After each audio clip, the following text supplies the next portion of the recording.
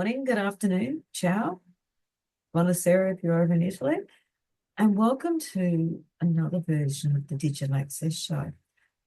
Today's guest is a very important guest for me. I've known Chris for, it's about 18 months now, Chris, Yeah, I would have and thought closer to 2 years in a row, but yes, it we're could we're getting be, along great. yeah.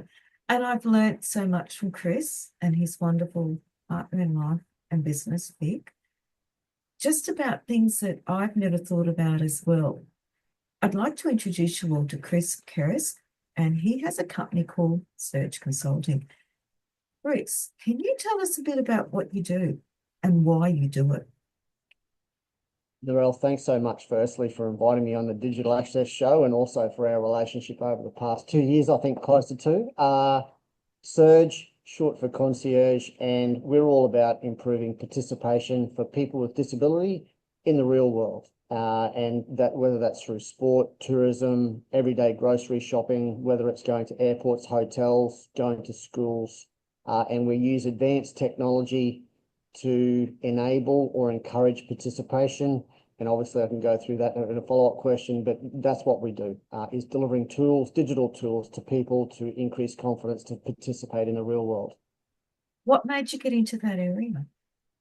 Combination of things. Victoria has lived experience of disability, and I love building digital technologies. And so you add the two together. We've worked together our entire lives. We met in a working environment when we were working on private luxury boats overseas in the Mediterranean. It was a remarkable experience. The two young kids at the time. And we've been working ever since, and we're married and have two children, and we combine those two life experiences of Victoria's lived experience of disability and my experience of building technologies, and you end up trying to build a global technology business to support people with disability. We met when you actually wanted to look at implementing digital accessibility into your work. Why did you want to do that? What was the reason? Oh, well, two main reasons. The first one is we want our products to be utilized by all people. And in that, there's the obvious scenario of the simpler and easier it is to use, the more engaging it is as a product. And we all know, well, certainly the industry that we're in, it's clear that if you don't just try and meet the accessibility guidelines, but aim to exceed them, then that means that by default, your product will be very simple, very intuitive to use, so all people will use it. Or there's not going to be any barriers to anyone. You're not going to have some usability problem preventing adoption. You look at Steve Jobs and what they did with the iPad invention. There's a lot of that which was designed around accessibility for people with disability in mind, and it turned out to be an outrageously successful platform. And so there's that element which is just make it easy to use so every customer can use it. But then at the same time, from a brand differentiation, that we're saying that our business is about improving participation for people with disability, and we're selling our products to clients, to businesses. And so therefore making sure that our product meets guidelines and is compliant, just as a business health check, is an essential element of why we wanted to enthusiastically go down this path. One of the things when we first met was you'd said you had been asked whether it was digitally accessible. Did you understand what that meant at the time? Oh, yes, I understood what it meant to a level. Uh, it's certainly our sophistication or maturity about what that actually means working with Unirel has changed significantly. Uh, you, I would imagine most people would have an answer if you said, what does digital accessibility mean? Everyone can use your website or your app, I suppose, Mm. but translate that and, okay, well, let's talk about how that works with alt text, how that works through tab through, how that works with contrast resolutions, quick ways to test whether your new product is going to have the right ratios or all sorts of elements. Didn't have any of that. And Mm. I'm sure there's still a lot that I can do better and improve and learn. So I would imagine, yes, I had an awareness, but geez, it's evolved over the past 18 months. So when we did the initial audit, I remember sitting down with you and going through the report. How did you feel when you looked at that initial report? Was it overwhelming for you, or were you with your very, because you are a very analytical and logical person, able to say, okay, let's break this down? And we have had disagreements over things, and I've come around to your point of view on a few things actually. And what was your feeling? Well, as a small business owner, business can be tough. Like I was alluding to in an earlier conversation today. And yeah, there's ups and downs and there's resource constraints. And so going through a list of items to further improve our products, I guess it was comforting working with you to realize, well, let's just go through and prioritize and start just chipping away at it one by one versus trying to take on every single improvement in one go. Just like you do with any other aspect of business, you know, there's all business owners will have this big vision of what they'd like to achieve across so many different aspects, whether it's marketing, whether it's product development, whether it's digital accessibility. And it's a matter of working with you, with your philosophy around educating, teaching, supporting, and guiding business owners to improve their sophistication around web content accessibility, and having the confidence, the backing of yourself and your organization.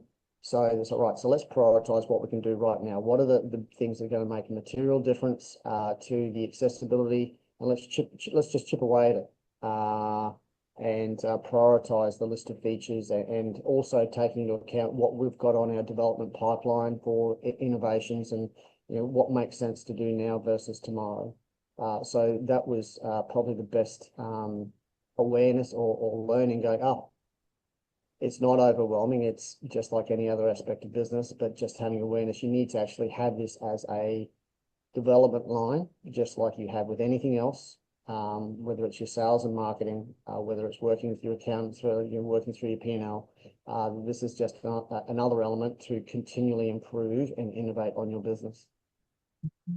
So have you incorporated as part of your standard operating procedure when you do development now? Is it just part of the process? It certainly is. I know it can be better. Mm.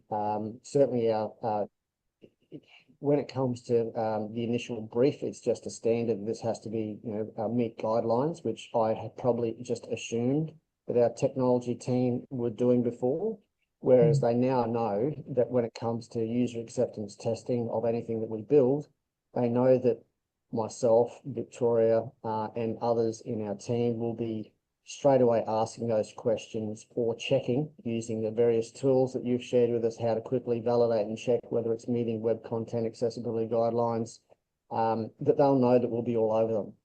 And so there's Mm. probably just an increased sophistication in our team, both to make sure it's being developed the right way from day one, but also when it comes to testing it, we're not getting told by our customers 3 months later after we deploy it that they go, oh, we've got some gaps in our web content accessibility that we've actually tested it on the way through, which, as you know, and a lot of your audience will know, that's the cheapest way of doing anything, that you're developing it so it's universally accessible, sorry, in the development process and not retrofitting it later.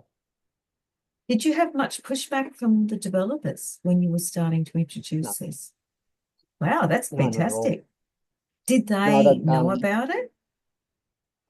they did, but Mhm. probably, what's the right way of saying this with the appropriate amount of respect? If you're not, if I'll just say it. So if the boss isn't over it and the boss isn't questioning what's going on or putting the finger on gaps, then they'll probably potentially get a little bit complacent in that field.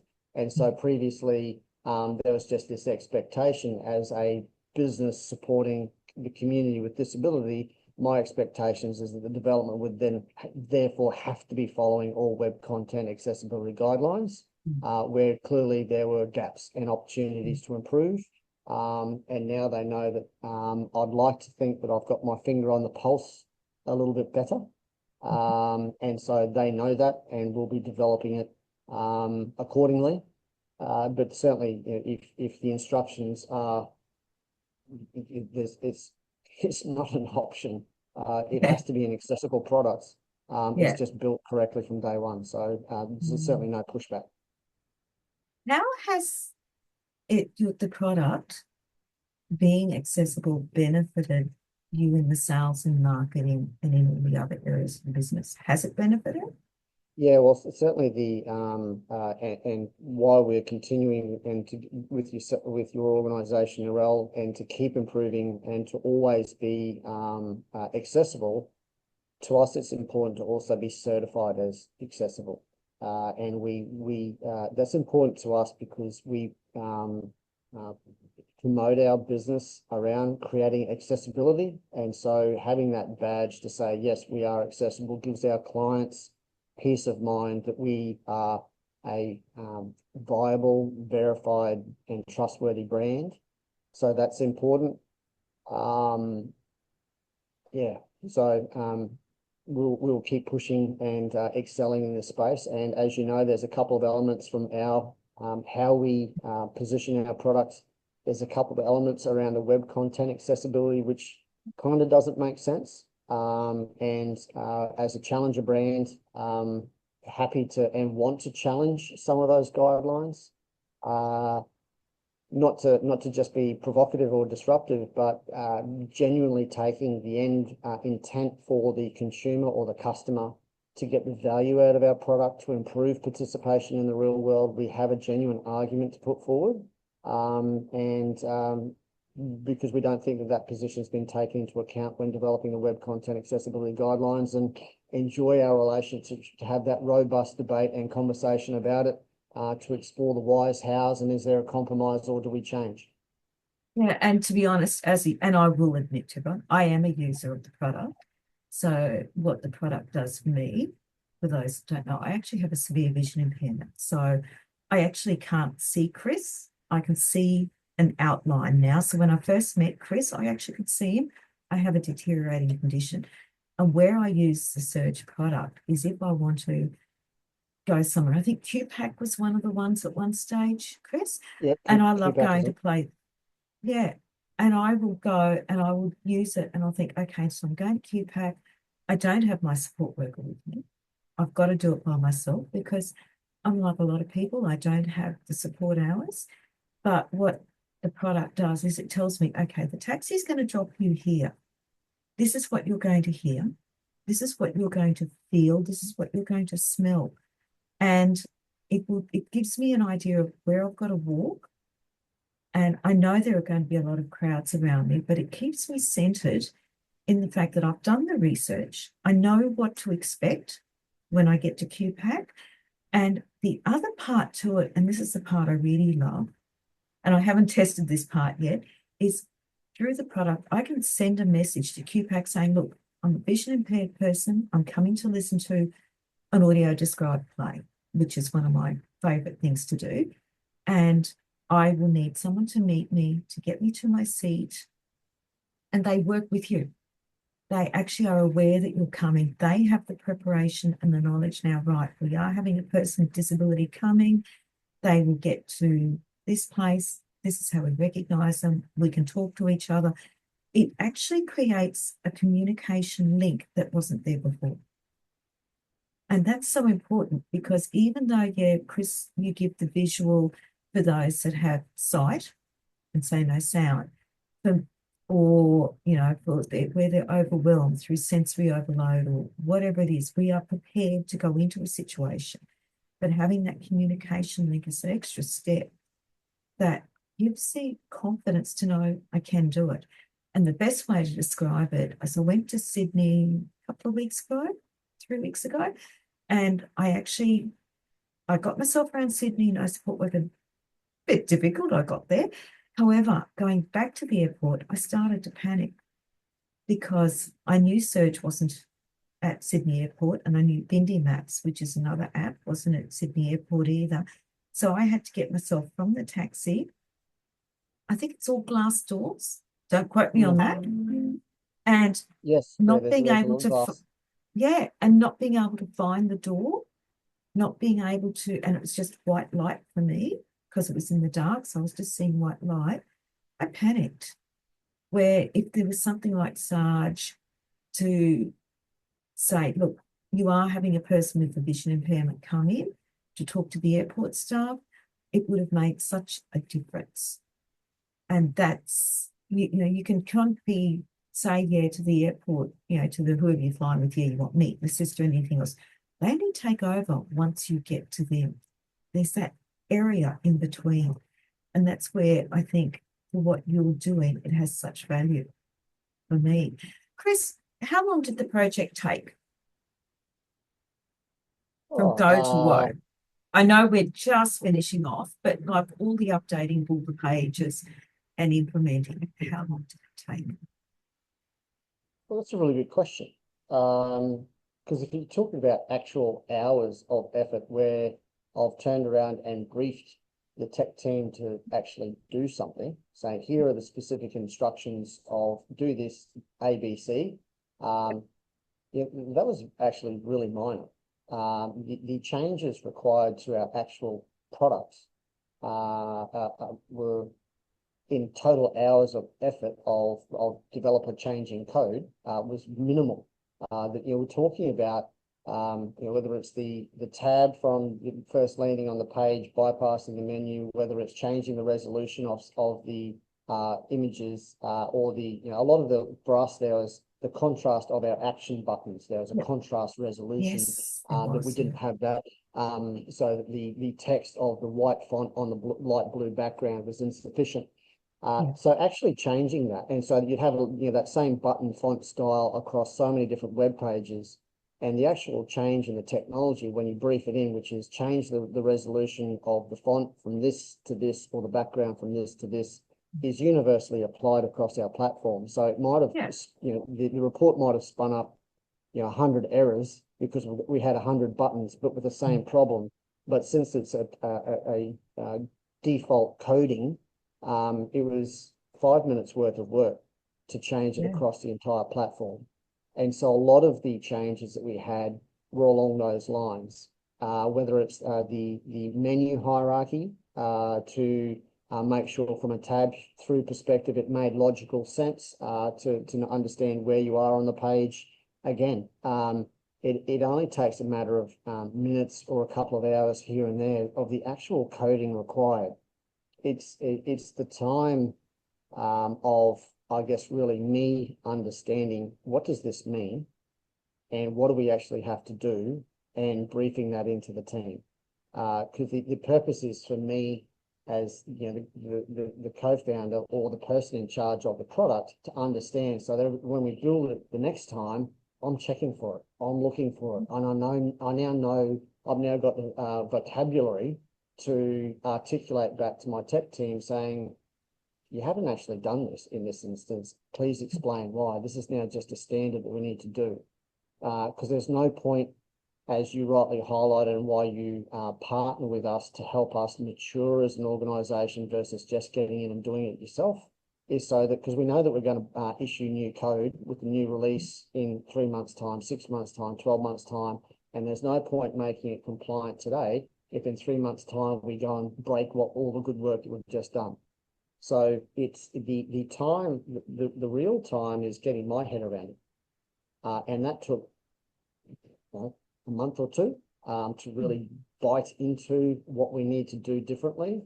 But once my mindset had changed and locked in, going, no, this is just a new conversational vocabulary that I need to understand and genuinely adopt versus lip service.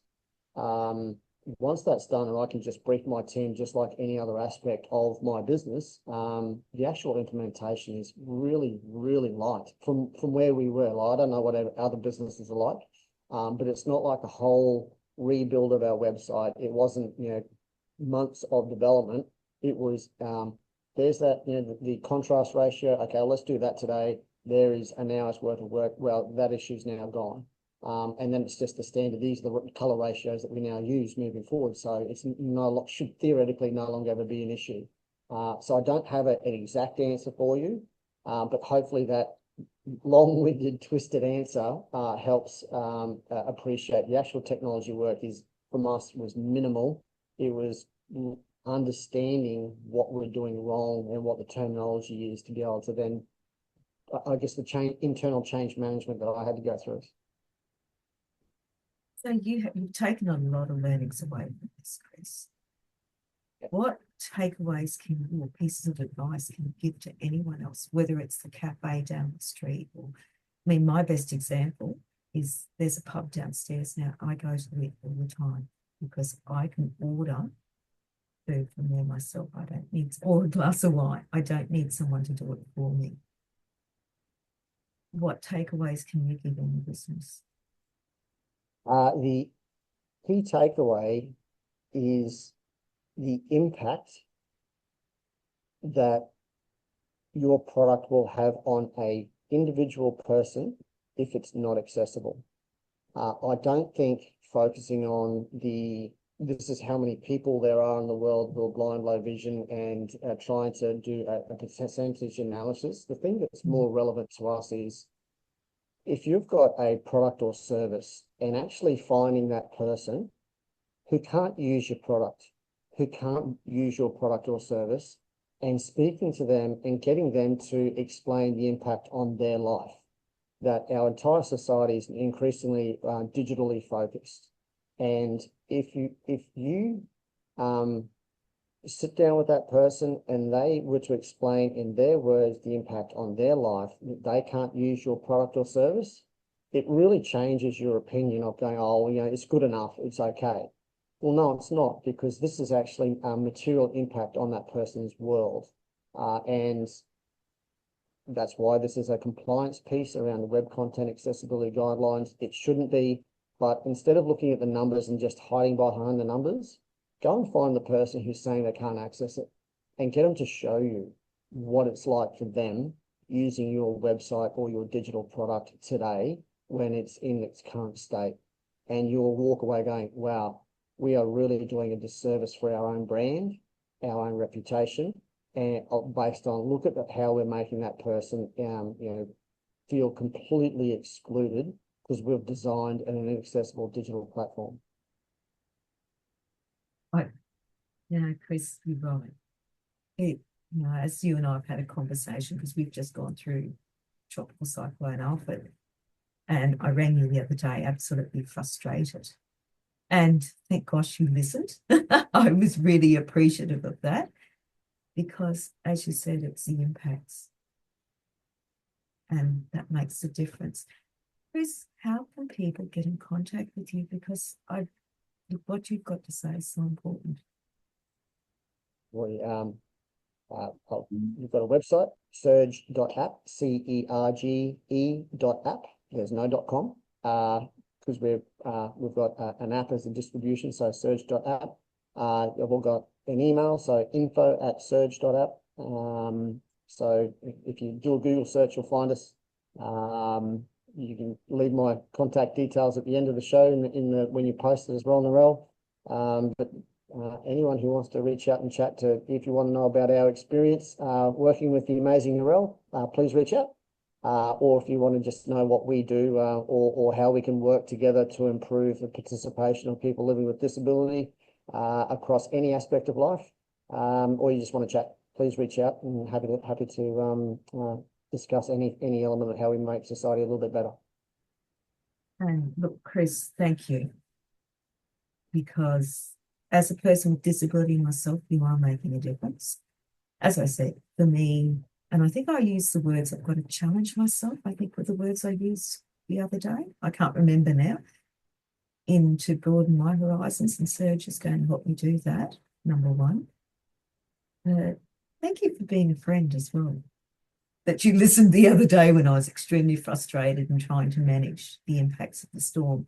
So, as I said, Cerge it's also available as a download, as an app on your iPhone and your Android. I encourage everyone to go and have a look at what Chris does and how he's made it accessible. Because Chris did all the work, Chris and his team. All I did was a bit of education and being there to help them, I didn't do the work. And that's the important factor. It's, I can educate everyone, don't do the work. You're not going to have an output of success. This is the Digital Access Show. Signing off for another week. And if you like what we do, please like, subscribe, review. Definitely get in contact with Chris and Victoria Kerrisk from Cerge. See you next time.